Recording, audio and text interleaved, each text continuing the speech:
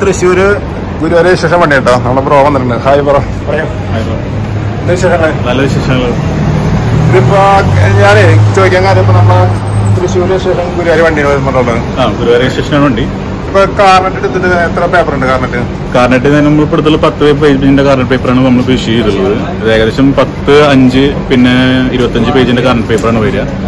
10 പേജിന്റെ കാർനെറ്റ് പേപ്പർ നോക്കുകയാണെന്ന് വെച്ചാൽ 88 സംതിങ് ആണ് അതിന്റെ ഒരു റേറ്റും കാര്യങ്ങളൊക്കെ വരും. പിന്നെ നമ്മളൊരു 1 lakh നമ്മൾ സെക്യൂരിറ്റി ഡെപ്പോസിറ്റും കൊടുക്കണം.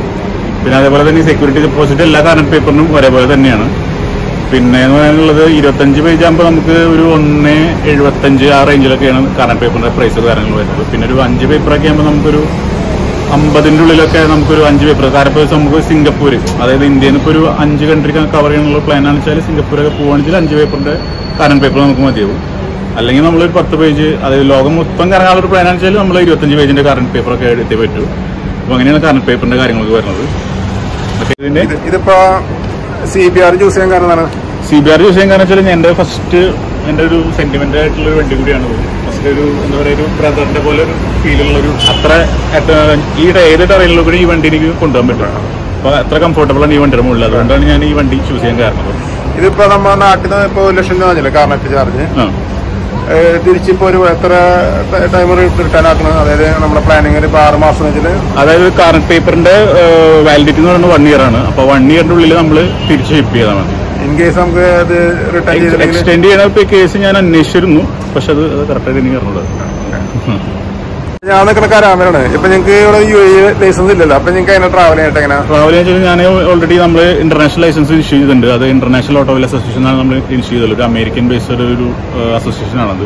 അപ്പൊ അവരാണ് നമുക്ക് ഇന്റർനാഷണൽ ലൈസൻസ് ഇഷ്യൂ ചെയ്തെന്നുള്ളത്. അത് വാലിഡ് വെച്ചാൽ ആ ഇന്റർനാഷണൽ ലൈസൻസ് എങ്ങനെ വാലിഡ് വെച്ചാൽ നമ്മുടെ ഓൺ ലൈസൻസ് അല്ല, അതായത് ഏത് കൺട്രിയിലാണ് നമ്മുടെ ഒറിജിനൽ ലൈസൻസ് ഉള്ളത്.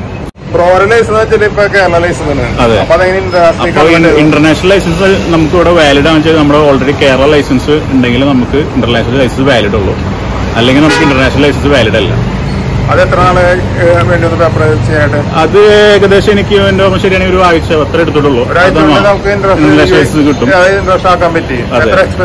എക്സ്പെൻസ് വെച്ചാൽ എന്റെ എക്സ്പയർ ആവുക 2029 അപ്പൊ 29 വരെയുള്ളൊരു ബഡ്ജറ്റ് എന്ന് പറയുമ്പോൾ 6,000 രൂപ അടുത്താണ് എനിക്ക് അത് പേയ്മെന്റ് വന്നിട്ടുള്ളത്. ഒരു 6,000 രൂപ ഉണ്ടെങ്കിൽ ഈ ബൈക്ക് നിങ്ങൾ ഏത് വണ്ടിയും ഇവിടെ കൊണ്ടുവരാൻ ദുബായിൽ ഓടിക്കാം, അല്ലെങ്കിൽ GCC എവിടെയാണെങ്കിൽ ഓടിക്കുക. കാർനെറ്റുള്ള പേപ്പറുള്ള വാലിറ്റി ഉള്ളിടത്ത് പ്ലസ് ഷിപ്പിംഗ് ചാർജ് വേണം.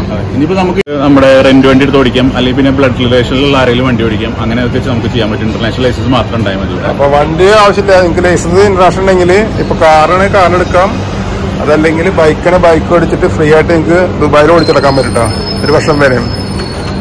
വിസിറ്റിംഗ് വരുന്ന ആൾക്കാർക്ക് അങ്ങനെ ചെയ്തോ ഓപ്ഷൻ. അതെ, പിന്നെ വേറെ റെസിഡൻഷ്യൽ വിസയിൽ ഇന്റർനാഷണൽ ലൈസൻസ് വാലിഡ് അല്ല.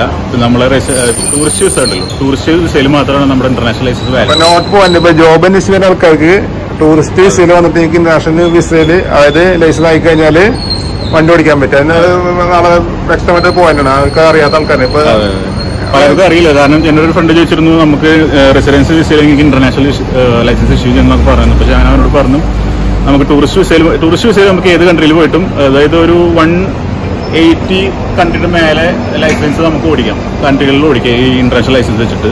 അങ്ങനെ ഒരു വാലിഡുള്ള ലൈസൻസ് കൂടിയാണ് നമ്മൾ ഇഷ്യൂ ചെയ്തുള്ള ലൈസൻസ്. ഇതിപ്പോ എനിക്ക് എന്റെ ഒരു പുതിയ അറിവുണ്ട്. കാരണം ഇതിപ്പോ വിസിറ്റിംഗ് ആര് വന്നാലും വേണമെങ്കിൽ നിങ്ങൾക്ക് ട്രൈ ചെയ്യാൻ കേസ് നാട്ടിൽ 7,000 മുടക്കി കഴിഞ്ഞാൽ നിങ്ങൾക്ക് UAE എവിടെ വേണമെങ്കിലും ഇന്റർനാഷണൽ ലൈസൻസ് 1 ഇയറിന് ഏകദേശം 1,500-2,000 റേറ്റ് വന്നുള്ളൂ. 1 year validity. ഞാൻ ഈ വാലിഡിറ്റി ഉള്ളതുകൊണ്ടാണ് നമുക്ക് അത്ര റേറ്റ് വന്നത്. ഇതിപ്പോ വന്നിട്ട് എങ്ങനെ പ്ലാൻ ഉള്ളത്? നമ്മളെ ഫസ്റ്റ് UAE, പിന്നെ ഫസ്റ്റ് UAE ഇവിടുന്ന് നമ്മൾ സൗദി പോകാനുള്ള പ്ലാനാണ്.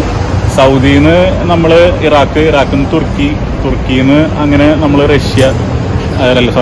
ജോർജിയ, റഷ്യ അങ്ങനെ ഇറങ്ങാനുള്ള പ്ലാനാണ്. അപ്പൊ ഒരു 10 പേപ്പറല്ലോ ഉള്ള നിലവില്? അതെ, 10 പേപ്പറുള്ള. 10 പേപ്പറിനുള്ളിൽ നമ്മൾ അങ്ങനെ പോയിട്ട് തിരിച്ചു വരുമ്പോൾ അർമാനിയോട് ടച്ച് ചെയ്തിട്ട് ഇറാനിൽ വന്നിട്ട് ലാസ്റ്റ് ദുബായിൽ എൻഡ് ചെയ്യാനുള്ള പരിപാടിയാണ്. VG rider Instagram, Facebook follow ചെയ്തതിന്റെ ഇപ്പൊ ഇവിടുന്ന് പോണ വീഡിയോസും അടുത്തത് ഇങ്ങനെ ഇപ്പൊ വന്നതിന്റെ കാര്യങ്ങൾ അപ്ഡേറ്റ് ചെയ്യുന്നുണ്ടാവില്ലേ? അതെ, എല്ലാതും നമ്മുടെ കാർനെറ്റ് പേപ്പർ ഇഷ്യൂ ചെയ്യണം, ഇന്റർനാഷണൽ ലൈസൻസ് ഇഷ്യൂ ചെയ്യണം, എല്ലാത്തിനെയും കുറിച്ചുള്ള വീഡിയോസ് നമ്മുടെ ചാനലുണ്ട്. അപ്പൊ ഞാൻ പറഞ്ഞേക്കാളും കൂടുതലായിട്ട് ആളെ ചാനൽ ഫോളോ ചെയ്ത് കഴിഞ്ഞാൽ എനിക്കത് കറക്റ്റ് ആയിട്ട് കിട്ടും.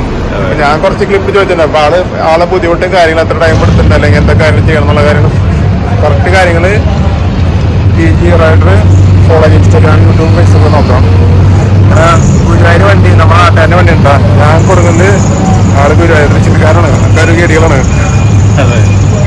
ഇപ്പൊ നമുക്ക് കാർനെറ്റ് ബൈക്ക് വേറെ നിങ്ങളുടെ ഫ്രണ്ട്സ് വന്നു വെച്ചാൽ ഇവിടെ ഈ ലൈസൻസുള്ള ആൾക്ക് ഓടിക്കാൻ പറ്റുമോ? ഇല്ല, ഒരിക്കലില്ല. കാരണം കാർനെറ്റ് പേപ്പറിൽ ആരുടെ പേരിലാണ് ഇഷ്യൂ ചെയ്തിട്ടുള്ള ആൾക്ക് മാത്രമേ നമുക്ക് വണ്ടി ഓടിക്കാൻ പറ്റൂ. അല്ലെങ്കിൽ പിന്നെ ആളുടെ ബ്ലഡ് റിലേഷനിലുള്ള ആരെങ്കിലും. അപ്പൊ നമ്മൾ കാർനെറ്റ് പേപ്പറിൽ നമ്മൾ NOC ഇഷ്യൂ ചെയ്തിരിക്കണം. ആ NOC കൂടി നമ്മൾ കാർനെറ്റ് പേപ്പറിനൊപ്പം വെക്കേണ്ടതായിരിക്കും. കാരണം ഇപ്പോൾ ഇതിപ്പോൾ എൻ്റെ പേരിലുള്ള വണ്ടി ആയതുകൊണ്ട് എനിക്ക് ആ പ്രശ്നങ്ങളൊന്നുമില്ല, NOCയുടെ ആവശ്യങ്ങളൊന്നും വരുന്നില്ല. പിന്നെ കാർനെറ്റ് പേപ്പറിലും ഞാൻ തന്നെയാണ്, എൻ്റെ പേര് തന്നെയാണ് വരുന്നതുകൊണ്ട് പ്രശ്നങ്ങളില്ല. അപ്പൊ ഇൻ കേസ് ആർക്കെങ്കിലും ഫ്രണ്ട്സ് അല്ലെ റിലേറ്റീവ് ഓടിക്കുന്നുണ്ടെങ്കിൽ ഓൾറെഡി മുന്നേ കൂട്ടി പ്ലാൻ ചെയ്യണം കാർനെറ്റില് ചെയ്യാനായിട്ട്. അതെ. പിന്നെ ഇത് അതർ കൺട്രി വെഹിക്കിൾ ആയതുകൊണ്ട് തന്നെ ഓടിക്കാൻ അങ്ങനെ പറ്റില്ല എന്നാണ് എൻ്റെ അറിവ്. ഇനി വേറെ ഇതിട്ടോ അറിഞ്ഞൂല്ല. ഞാൻ വേറെ വീഡിയോസ് എടുത്തപ്പോഴും അവര് പറയുന്നത് വേറെ ആർക്കും കൊടുക്കൂല. കാരണം ഇപ്പൊ നമുക്ക് ലൈസൻസ് ഉണ്ട്, കാർ കൊണ്ടുവന്നപ്പോൾ ഓടിക്കാൻ ആരുമില്ലാത്ത സ്ഥലങ്ങൾ അങ്ങനെയൊക്കെ ഉണ്ടല്ലോ. ഇവിടെയൊക്കെ നമ്മളിപ്പോ പ്രത്യേകിച്ച് ദുബായിൽ നിന്നുള്ള സ്ഥലത്തൊക്കെ നമ്മൾ വണ്ടി ഓടിക്കുമ്പോൾ പ്രത്യേകിച്ച് ശ്രദ്ധിക്കേണ്ട കാര്യങ്ങളാണ് ഇതൊക്കെ. നമ്മളെ കാറാമലേക്ക് വെൽക്കോട്ടാം. അതായത് ഇപ്പൊ ദുബായില് ഗുരുവായൂർ വണ്ടി കണ്ട നമ്പറിലേക്ക് ശ്രദ്ധിച്ചോ, KL 40 ഗുരുവായൂർ രജിസ്ട്രേഷൻ വണ്ടി ദുബായിൽ എത്തി കാറാമലെത്തി. നമ്മൾക്ക് റെഫർ ചെയ്തത് JKC GB ബ്രോഡ് അവരെ നോക്കുന്നത്. ഇപ്പൊ ആളെ യൂട്യൂബ് ചാനലിന്റെ പേരാണ് ഇത് സംഭവം.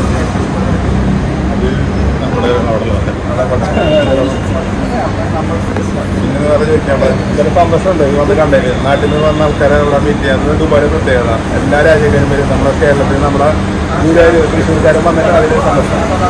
ഇപ്പോൾ എൻ്റെ 11ാമത്തെ വണ്ടിയാണ്. അത് ഔട്ട് ഓഫ് കൺട്രി വണ്ടികൾ യൂട്യൂബ് ചെയ്യുന്നതിൻ്റെ 11ാമത്തെ വണ്ടിയാണ്.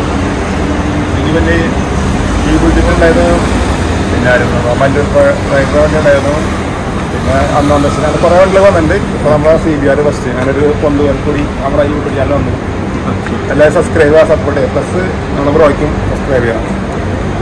വർക്ക്ഷോപ്പ് തുറന്നു. ഞാനും എൻ്റെ ഒരു ഫ്രണ്ടും കൂടിയിട്ടാണ് നമ്മൾ വണ്ടി റാപ്പ് ചെയ്തത്. വണ്ടി റാപ്പ് ചെയ്ത് കഴിഞ്ഞപ്പോൾ ഈ ഒരു കോലത്തിലായി വണ്ടി. ഫുള്ളായിട്ട് റാപ്പ് ചെയ്തിട്ടുണ്ട്. ഇത് ദുബായി വരെ എത്തുമെന്ന് അറിയില്ല. ആദ്യമായിട്ടാണ് ഇങ്ങനെ ഒരു റാപ്പിംഗ് ചെയ്യുന്നത്.